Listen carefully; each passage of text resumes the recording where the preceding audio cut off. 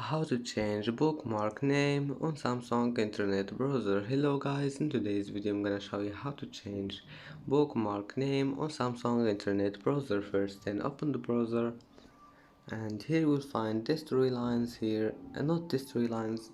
In the bottom here you will find this icon, this star icon. Just click on it and then click this one. Click this one, hold on any bookmark you want, like this one, and click edit. And here you can change the bookmark name as you see.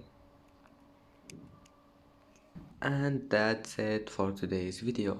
If you like this video, don't forget like and subscribe, and thank you for watching this video until the end, and see you in the next video.